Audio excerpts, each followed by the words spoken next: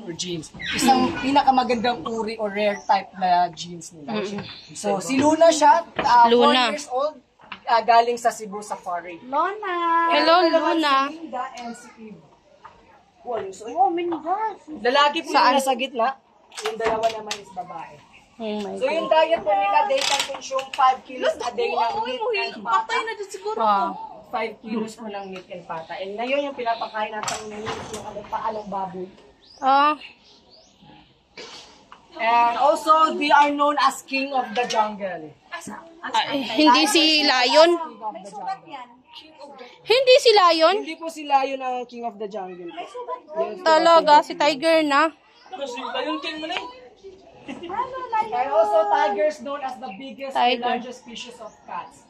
No, bakit nga ba siya tinawag na King of the Jungle? Hindi talaga ang lion ang King of the Jungle. Oo nga, bakit? Because tiger known as solitary hunter, meaning they hunt individually sa gabi.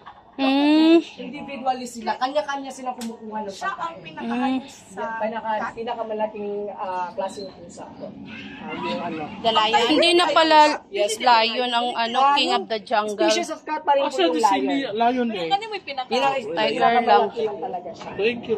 Ngayon ko lang nalaman na yung King of the Jungle, Tiger na pala. Nasanay lang po tayo na tawagin yung lion na King of the Jungle kasi ano po kasi siya. Yun na yung nakasanayan natin sa libro, sa mga movies, sa social media. Talaga. Pero in general talaga kung susumain yung tigers talaga. Kasi nakatira sila mismo sa jungle and sila mismo sa sarili nila kumukuha ng pagkain.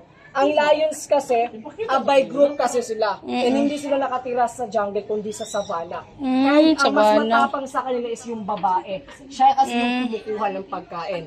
And dependent masyado yung lalaki kasi nasa teritoryo lang siya palagi. Ayun So, pala. kung tayo sa lions, Ngayon ko lang nalaman. nasanay lang talaga Di na tayo si